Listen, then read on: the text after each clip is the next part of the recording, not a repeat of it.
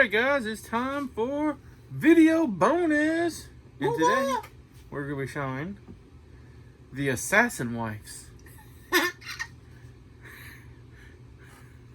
She's squeaking again. Into the squeak, started the squeak. Favorite. Okay, make him fly. I'll do it.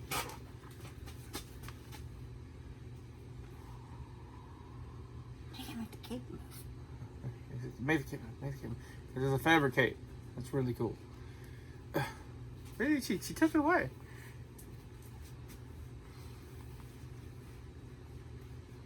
Okay. I'll do short for this.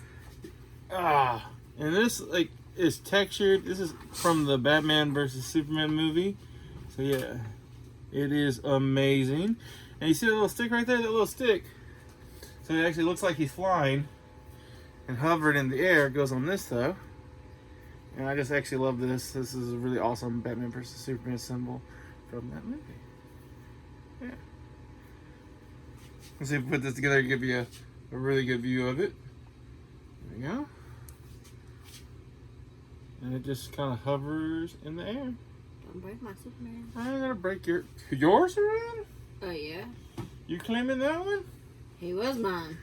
Yeah, and I claim the Batman. And awesome, Batman that goes with it, they actually look like they're fighting. It's a really cool setup. And I do have both. Of course I have both. Why wouldn't I have both? Alright, and now we're gonna start with the episode with the Assassin Wife. So here... Bum, bum, bum. Alright, it's the Ask Ninja Ninja Show. What? With the Assassin Wife. Bum, bum, bum. Assassin. She's gonna assassinate you. Assassination. The Assassinator. The Assassin Wife. I don't know. We might have to come up with a different name. Well, you picked Assassin Wife. I know. I picked Ninja Wife, and you're like, no, I want to sound like I murder people. I'm the Assassin Wife. And I'm like, cool, Assassin Wife. I think I've been playing too much Assassin's Creed. I'm I'm gearing up for the new one. Time out. She just said something that's not possible. There's no way to play too much Assassin's Creed. Like, right now I'm going back and forth to replaying Odyssey and Origins. Like, I'm playing them back and forth. Ninja Monkey. Yeah, so I can get ready for Valhalla. Valhalla. November. Valhalla. I'm so excited. I literally just said Valhalla. You did. I should never Valhalla. It's better than Sorry. Yeah. All right. Well, for the rest of this episode, would you prefer to be Ninja Wife, Assassin Wife, or do you want to come up with something else real quick that I'll forget? just call me whatever. All right, so we're doing this show today with whatever. Whatever. The Ninja Wife. All right, Ninja Wife up in the hizzy, and we're doing, of course, Ninja Wife's here, so you know what we're doing. What we're doing? Movies. Movies. And what is our number one? Our first pick is yours. It's mine. Oh, and seriously, Martin Lawrence, like Bad Boys, Black Knight. Black Knight. Just so many great funny movies, and Blue Streak, where he pretends to be a cop. Great movie. The list goes on and on. But overall, one of my favorite movies of his is not probably on anybody else's top list, but I really like the movie What's the Worst That Could Happen. He did with Danny DeVito and John Leguizamo. John, I can't say his last name. Did the Super Also did Two Bone Food, thanks to Julie Newmar. Oh, I thought it was Thanks for Everything. You just said thanks to Julie Newmar. It is Tu Wong Fu, Thanks for Everything, Julie Newmar. Okay. Yeah. But anyway, great movie. And the whole concept of this movie is one of the greatest cat burglars is Martin Lawrence. I know it's a stretch. And he has a whole team of people, because every cat can work in a team of people, and he's robbing Danny DeVito's house. Because Danny DeVito's not supposed to be there, but he decides to hang out and cheat on his wife. And so the guy gets caught, and as a final F.U. to the robber, as he's leaving, the cop, he goes, oh, he has my ring on his finger. Give me his ring. Or give me my ring. But it really was Martin Lawrence's character's ring. He takes it, and, you know, if you get lucky and catch the world's greatest cat burglar, and you get to keep all your stuff, you should be happy and leave it alone. Don't rob The robber? the robber. And the rest of the movie is about Martin Lawrence bankrupting and ruining Danny DeVito's entire life. But it's not like he deserved it. I mean, cheating. Oh no, you don't. You're rooting for the robber the entire movie. 100%. Like you're on Martin Lawrence's side. This movie is definitely skewed because like this guy's trying to bribe Congress, and he takes the money out of the bribes and puts "FU" letters to all the congressmen. That's one thing he does. Oh, yeah, just great movie. Everybody should watch it. Funny, one of my favorite Martin Lawrence movies. And she struggled, I did struggle. and then she fell on a movie I don't know a whole lot about. So I picked Welcome Home, Roscoe Jenkins. And the only thing I've caught from the pieces of watching this movie, because I've never watched it all the way through, because she just watches it literally every time it's on TV. It's that's what we're watching. Is he has a really horrible girlfriend and he fights with his family a lot. That's Well, he does have an awful girlfriend. She was a survivor contestant. So she's all about, winning and being the best. And, yeah, real annoying. Basically, he's a really famous talk show host. And his slogan is the team of me. But then he goes back home to his mama, his daddy, his cousins, siblings, all that. To, like, a family reunion with his girlfriend and his son. His girlfriend's son. mm-hmm. Bad word. And doesn't he like by the end of the movie leave her for like his old high school flame? Yes, and see him and his cousin, who was like a brother because his parents died, so he kind of Played by Cedric Cedric the Entertainer. Entertainer. Watched a little. And so they had this big rival because he feels like as kids, his daddy pretty much made his cousin his son and forgot about him. So that comes up with a lot of issues. And that's why he's the team of me, because he don't need nobody. Yeah. But he really does. So pretty much close to the end, he starts realizing all these great epiphanies and everything that he should have known already. And his son, is like, well, he wants to stay with his family and stuff because the kid likes being there instead of back home where he doesn't really fit. So he ends up moving back home at the end, getting with his little high school sweetheart. It's a cute movie. And I think everybody should watch it. Because I'm not doing it justice talking about it. Like, I'm just not. All right. Well, since you're not doing it justice, let's move on to something maybe you will do justice. And your choice was Queen Latifah! Royalty Up in the Hizzy. Which is very hard because I love so many of her movies. I mean, we got Beauty Shop, we got Mad Money, we got Last Holiday, we got Taxi. Taxi with Jimmy Fallon. And when I like that movie except for one small part where I'm like, come on guys. Well, the car is basically a transformer at one point. She hits a button and like the engine gets bigger and it gets a rocket boost. Yeah. I'm like, look, I guess he's the world's greatest taxi driver, but just stretch that just a little too far. But funny. I picked Mad Money though. And I'm gonna just have to bow out on this one because I'm about to make my wife mad. Because he's never seen it. I've never heard of it. So this movie has Queen Latifah, Diane Keaton, and for the life of me, Katie Holmes. Okay. And it's about 3 women. Mm-hmm. So Diane Keaton is used to being rich, pretty much. But then her husband gets kind of cut from his job and all this other stuff. So life happens. Yeah. They got so the corona. she works at a kind of like Fort Knox, where they take the money and all the money that's the Federal Reserve. Yeah. So it's like all the money that's been circulated now, too is this long. a comedy or a serious movie? Because it's starting to sound like Dead Presidents. No, it's kind of comedy. Oh, okay. I mean, it's a little bit of, So it's a comedy version of Dead Presidents. I guess I've never seen that. They robbed the Federal Reserve to get the recycled money. Well, that's pretty much what they do. And while she's doing that, she meets the other 2 women, which are played by Katie Holmes and Queen Latifah. Mm-hmm. Now, Queen Latifah's trying to make a better life for her sons and stuff because she's a single mom. Mm-hmm. And then Katie Holmes, honestly, I don't remember why. Whatever. She wanted money. Yeah. But they all have really good reasons. And so they, one is like the cleaning lady, which is Diane Keaton. One is the one that takes the money in and locks it and then bounces. And the other one's the one that stands there all day shredding the money. That's kind of like the most heartbreaking job on the planet. What'd you do today? I shredded $1 million. What? Yeah. So they start like... For $10 an hour.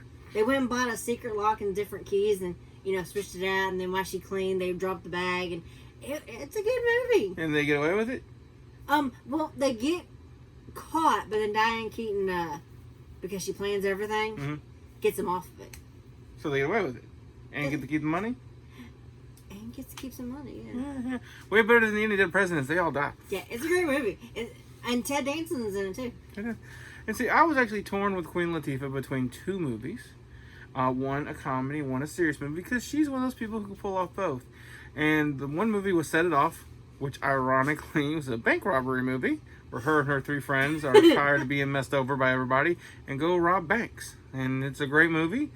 But I ended up going on the comedy, and everybody's going to be like, really, you watched this movie? Yes. Because I loved The Barbershop, and the complete other side of this was... Beauty Shop. And it was just a great, funny... I love that movie. It was just hilarious. And Kevin Bacon in this movie... Jorge is just George. George, yeah. No, it's Jorge. No, George. You're George. No, you're Kevin Bacon. It was great. It was a funny movie. Honestly, everybody should go watch the movie. It's just a good, funny movie.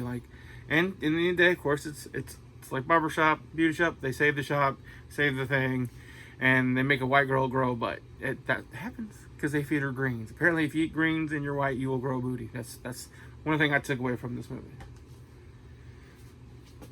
I don't know why you're making that face. That's actually a plot of this movie. I know it is. And now that I think of it, I've had greens my whole life. And you got booty. I love that movie, though. All right. I love Queen Latifah, though. And she also did a version of Stigmagnolious. Oh, sorry, my leg was scratched. Her leg scratching, so she can lean away from the mic. No, she did a version of Stigmagnolious. And wasn't she in that The Wiz? Oh, on TV? Yeah, it? And then she was Ursula in the TV. We were not gonna TV production of Little Mermaid. Oh, which was god awful. Oh, Disney God's not striking me down, but it wasn't that good. It wasn't because of her. No, she was and it was a TV. We're gonna like that. And Little Mermaid was my favorite, and I cried. I'm like, really? They did a horrible job. All right, now my choice for the third choice that we do, cause, can't give it the 2 piece, was George Clooney. Which I struggled, y'all. I struggled hard. And for me, this wasn't a struggle, because I love George Clooney. I've loved every movie of his I've seen except for one. Batman. Oh my god, yes, because Batman shouldn't have nipples for one. And George Clooney was a god-awful Batman. He just was horrible. He wasn't good at playing Bruce Wayne. He wasn't good at playing Batman. And and Chris O'Donnell's codpiece in that movie was ridiculous. Where are you looking? You can't miss it. It takes up half the screen at one point when they do that little thing. I'm like, good lord. No, there's a sock in there. I guarantee it. Bing, bing. Yeah, with the nipples. It's a horrible movie. I love that horrible movie. But when I think of George Clooney and I think of great movies, one movie just pops right in my head immediately, and that is The Perfect Storm, which he shot with Mark Wahlberg. It was a great movie. And based on something that really happened. Yeah. Of course, they kind of had to make up what happened on the ship because nobody knows what happened on the ship because, well, that's the whole point of the movie. The perfect storm comes, and when you're in a ship in the sea and the perfect storm comes, you should avoid it, right? But no, they had $1 million worth of fish on board, so they're gonna push their little rinky-dink boat, and they're gonna make it through the storm. They don't make it. I thought one of them did. No. You're thinking of the end scene where he's doing that. Mark Wahlberg was floating, talking about, honey, whenever you close your eyes, I want you to feel the love I'm sending out in the universe and know it, and then he drowns. It's kind of a sad part, but that movie just really ups and downs. A great movie. George Clooney, Perfect Storm. Everybody should watch it. And your choice? I struggled. You always struggle. Now I struggle for You different reasons. You struggle with every one of these choices, all of them, and there's a couple of reasons. One, you've seen all the movies. Like, you've seen them all. And we pick great people who make great movies, and you've seen all the movies and you love them all. But see, I didn't have that problem with this one. No, you did have that problem. You're like, I was struggling to find one. well, it's because he doesn't do a lot of Disney. Like, if you want TV shows, ER, Facts of Life. I love Facts of Life. But as movie holes, I think it took hers too. I think she was going to take Perfect Storm. yeah, there's only 2. And so that left me with Oh Brother, Where Art Thou? Another great movie. It is a great movie. It is. And the great song came from that movie. A couple songs did. Yeah, it was a great soundtrack. I mean, you can't go wrong with that movie. It was a great movie. I don't know why you struggled. Because I guess I don't watch a lot of George Clooney movies. Well, yeah. And there's not really a lot of them that appeal to me. Still good movies. I mean, there's a couple good ones, but I struggle with this one. But I do like Oh Brother, Where Art Thou? Yeah. This movie actually has a very special place in my heart. And why is that? Because my grandpa loved this movie. So when I first watched this movie, I watched it with my grandpa. Uh-oh. What? That just puts it to another level. I might have to switch it to my favorite movie now. Like, So, yeah. So this movie is a great movie. A great soundtrack. I love him and his, what is the stuff he puts in his hair? oh, that it constantly the whole movie's Yeah, racing so, in. and that flood scene, you see the him floating. Yeah. Yeah. So, It's great. I love that movie. All right, and your last choice. My pick is Jeff Goldblum. And, I mean, the list of great Jeff Goldblum movies. But she surprised me on this one because as soon as she said Jeff Goldblum, I was like, oh, she's going to pick Jurassic Park. She loves Jurassic Park. I do love Jurassic Park, and I love The Earth Girls Are Easy. Seriously, Earth Girls Are Easy is great bad 80s comedy. It was great. So, yeah, I was going to pick Jurassic Park because I do love Jurassic Park so much.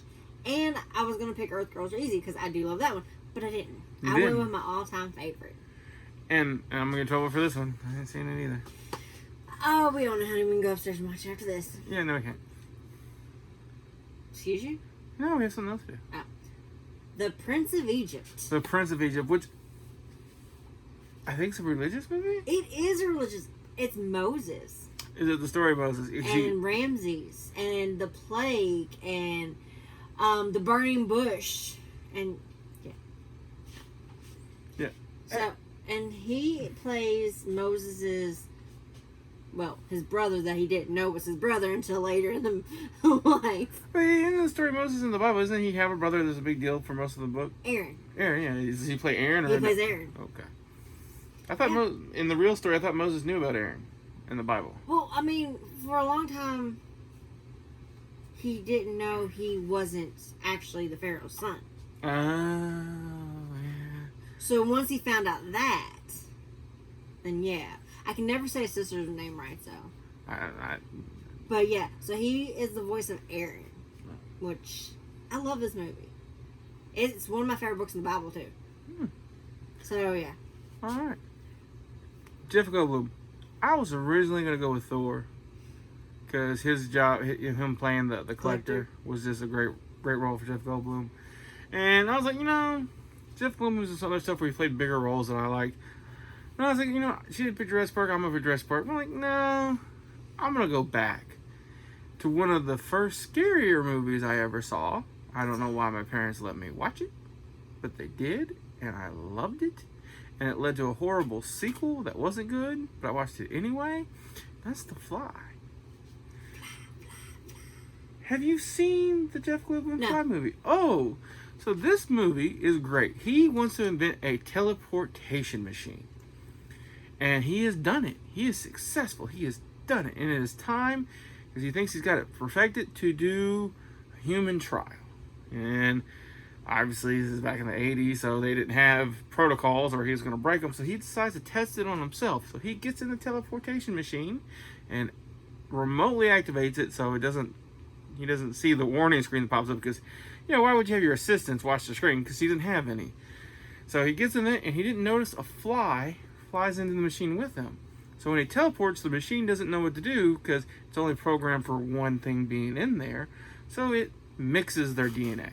So he comes out looking perfectly normal, like a human, and slowly starts to turn into a fly. So it's kind of like that scene in Super Mario Bros. Where he turns into a dinosaur? Kind of a much, much slower process. Like, his teeth start to fall out, his hair starts to fall out, but he starts getting really strong, too. But he also, flies don't eat by chewing. So shows the way flies eat, which is by vomiting on the food and then sucking it back up. That's how he has to eat. Yeah. Well, he also eats a person that way, too. Oh, Well, not all a person, just his hand. that's nasty. Oh, I did say horror movie, right? That's nasty, dude. Right. Yeah, and finally, Gina Davis, which is his girlfriend, which he impregnates after the mutation that he didn't know happened. So they're gonna have fly babies? That's what the sequel is. They have a fly baby. Fly baby! But it looks perfectly, yeah. So, and then he turns into a big giant fly, and... Flies away? No, this is the great Gives him a part. giant bug zapper. No, she's shotgun, actually. She shotguns him in the head. Gina Davis shotguns him in the head. Oh. Yeah. Aw, poor fly. But...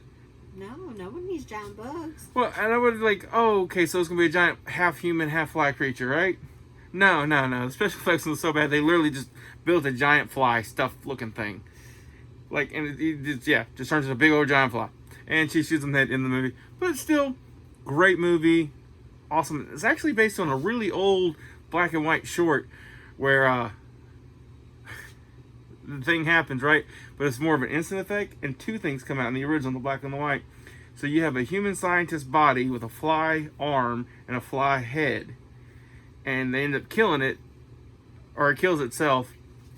And the two detectives are like, this is the weirdest thing we've ever heard. This is crazy. This couldn't be real.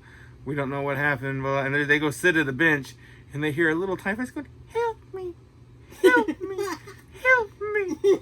And they look over in a spider web, and there's a fly with one human arm and one human head. And they watch the spider eat it. That's creepy. Like, little black and white short, little quick horror hit movies. It was supposed to be creepy. That was the point. Great. You little help me, help me, help me. It was great. It's creepy. You look like you're creeped out a little bit, honey. A little bit. It's a scary movie. You're supposed to be creeped out a little bit. I like scary movies. Whatever. All right. So, before me and the ninja wife / assassin wife / she wants a totally another name, we're gonna work on that after this episode. So, because I thought assassin wife was awesome, but whatever.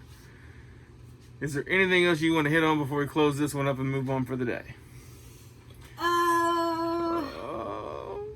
I don't think so. Yeah, she doesn't think so. Rainbows, butterflies, pixie dust, fly to Neverland, second star on the left. You know what she told me once? And she said this. She said she wants to be a unicorn. I'm like, why would you want to be a unicorn? She wants to stab people with her face. She said that. Yes. Sparkles and rainbows coming out as I stab people in the face.